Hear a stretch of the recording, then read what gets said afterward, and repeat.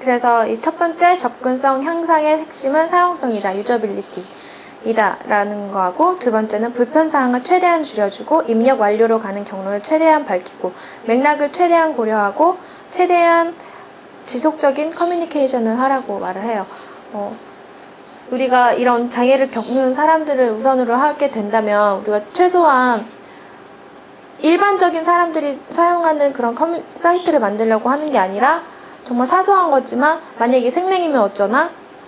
이 사람들은 어떻게 해서 이 사이트를 사용을 하지? 이런 것부터 그런 것부터 사소하게 다 체크를 하고 그거부터 구조를 디자인을 하라고 하는 이야기예요.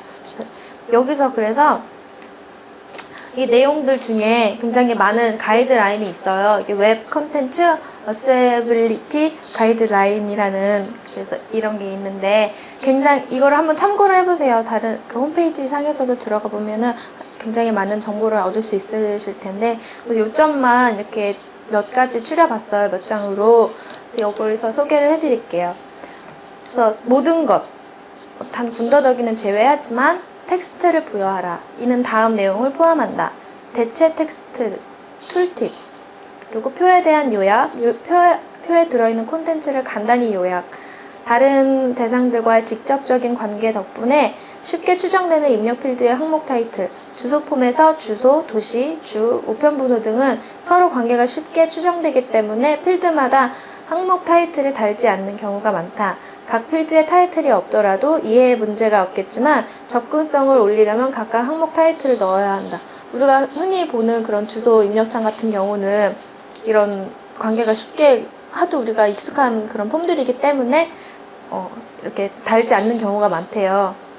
그래서 각 필드 타이틀이 없더라도 이해가 문제는 없겠지만 접근성을 올리려면 그래도 꼭 필요하다라는 그런 이야기고요. 네, 프레임, 페이지의 타이틀, 이해하기 쉽고 다른 타이틀과 차별이 돼야 된대요. 꼭 이거는 차별을 둬야 하는 거는 유념해 두고 있어야 될 것 같아요. 그 다음에 두 번째, 그 다음으로 이동 목적지가 같거나 기능이 같지 않다면 한 페이지 안에 모든 링크는 확실히 차별되어야 한다. 그리고 모든 링크에는 사용자를 두려움에 떨게 만드는 이곳을 클릭하세요 등이 아닌 쉽게 이해할 수 있는 네이버를 달아야죠. 제가 처음에 인터넷 많이 보고파 되기 시작했을 때 어떤 홈페이지, 무슨 사이트인지 모르겠는데 맨날 이곳을 클릭하세요. 파란색에다가 이 줄, 그러니 이곳을 클릭하세요가 되게 많았었어요. 그래서 이거 클릭하면 갑자기 뭐 PDF 파일이 열린다던가 이런 경우가 되게 많았어요. 내가 원하지 않는 메일링 서비스로 넘어간다던가. 그래서 눌렀을 때 뭐가 나올지 모르고 굉장히 그런 거는 용량이 크기 때문에 또 열리는데도 시간이 굉장히 오래 걸려요. 그래서 누르기가 굉장히 겁났던 그런 경우가 있었어요. 그래서 그러지 않도록 꼭 지금 이 페이지를 넘어가게 되면 장바구니로 넘어갈 수 있게 그런 것들을 분명하게 얘기해 주래요. 그 다음에 색깔만으로 의미를 전달하려 하지 마라. 만약 표에서 한 행을 빨간색으로 칠해 오류가 있다는 사실을 표시하려 한다면 한쪽에 반드시 오류라고 적어줘야 된대요. 뭐 예를 들어서 차트 같은 걸 만들어서 제가 저번에 시제금 받은 거에 대해서 사용 내역을 정리해서 회사에 제출을 해야 되는데 그 정리하다가 첫 번째 쓰고 중간중간에는 이건 아직 해결되지 않은 그런 것들이 있었어요. 그래서 노란색으로 색깔을 칠해놓고 이렇게 완료를 하고 나니까는 이 노란색이 뭐냐 이렇게 물어보는 게 있었거든요. 그래서 그런 것도 예를 들자면 그런 웹폼 디자인에서도 꼭 이 노란 부분은 무엇인지 옆에다가 첨부해서 얘기를 해줘야 된다고 얘기를 해요. 빨간색은 대부분 오류로 사용을 하니까 웬만하면은 빨간색은 이용하지 말라고 하더라고요. 그 다음에 글자와 배경 간에는 특히 색의 대비를 확실하게 줘야 된대요. 또한 생명인 사람은 특정 색의 차이를 구분하지 못한다는 사실을 염두에 둬야 된대요. 그래서 가장 좋은 방법은 이렇게 사용자가 직접 색깔을 고르게 하는 방법이지만 우리가 생각하기로 생명인 사용자들이 아예 구분을 못하는 게 아니라 단지 빨강과 초록, 파랑과 노랑 같은 그런 특수한 색깔들만 그 차이를 구분하지 못할 뿐이니까 색의 대비를 확실히 줘야 된다고 해요. 제가 어저께 태영이가 해갖고 온 그 혼음영화의 기획사를 이렇게 보다 보니까는 이거를 굉장히 세세하게 만들어 놓은 그 부분이 있어요. 로고 그 부분에 대해서 여기서 이 부분까지는 색의 대비가 확실하지 않기 때문에 이 부분에 대한 색은 중간에 여기 채도였나? 그 부분에 대해서는 이만큼에서 이만큼 사용하지 않도록 한다. 뭐 이렇게 있었더라고요. 그래서 이런 식으로 확실하게 줘야 된다고 하고요. 그 다음에 누구나 충분히 읽을 수 있을 정도로 글자를 크게 하래요. 이 부분에 대해서 우리가 조금 하야몰에서 이런 피드백이 많이 왔었던 것 같아요. 최소한 14폰트 이상이 되어야 된다고 여기선 얘기를 해요. 그래서 이 역시도 가장 좋은 방법은 사용자가 직접 폰트를 정할 수 있는 게 가장 좋겠죠. 만약에 우리 엄마가 사용한다면 14폰트는 더더욱이나 부족하겠고 한 24포인트, 34포인트는 더 돼야지 될 거니까 이런 식으로 하면 좋겠지만 어떻게 이렇게 지정할 수 없다면 최대한 할 수 있는 대로 크게 하라고 얘기하고요. 그 다음에 쓸데없는 애니메이션을 쓰지 말래.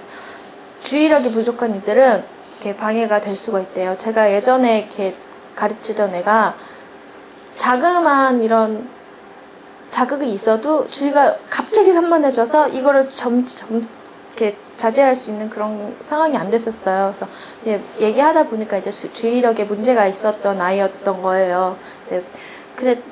그랬듯이 그냥 작은 자극에도 올 수 있는 이런 것들이 있으니까 절대로 쓸데없이 막 그렇게 분산되게 하지 말라고 하고요. 1초당 3회 이상 깜빡거리는 디자인 요소는 어떤 것도 쓰지 말래요. 지금 여기서 얘기하는 웹 콘텐츠 접근성 가이드라인에서는 최소한의 이 기준을 장애를 앓고 있는 사람들을 말하고 있으니까 여기서는 간질이 있는 사람들한테 이렇게 일주일에 3회 정도 깜빡거리는 것들이 나오면은 간질을 일으킬 수 있는 그런 가능성이 있기 때문에 이거 조심해야 된다고 하거든요. 이런 것들도 잘 몰랐었던 건데 유념해 둬야 될 것 같더라고요. 네, 그 다음에 키보드만으로도 모든 기능을 쓸 수 있어야 한대요. 아무리 멋진 드래그 앤 드롭 인터페이스를 디자인했더라도 반드시 같은 작업을 마우스를 쓰지 않고도 해낼 방법이 있어야 한다. 그렇다고 이제 재밌는 걸 하라는 말은 아닌데요.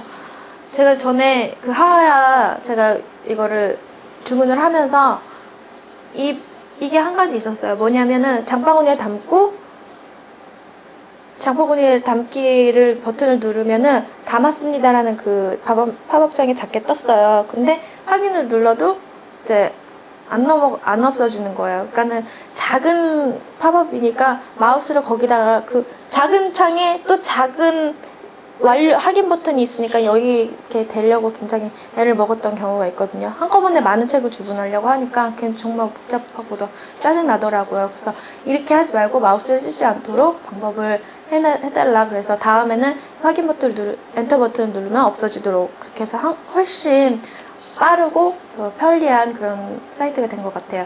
그 다음에 뚜렷하고 명확한 언어를 써야 한다. 오른쪽 버튼, 뭐 밑에 있는 하얀색 버튼에 뭐 이렇게 써있는 것을 누르세요가 아닌 명확한 버튼을 이름을 이렇게 얘기를 해주래요. 그래서 그런 표현을 쓰지 않게 신중히 단어를 고르고 시각적인 특징이 아니라 이름이나 기능 등을 사용해서 대상을 말해야 한대요. 그 다음에 타이밍을 맞춰야 하는 기능이 있다면 사용자가 그 기능을 끄거나 시간을 조정하거나 연장할 수 있어야 한대요.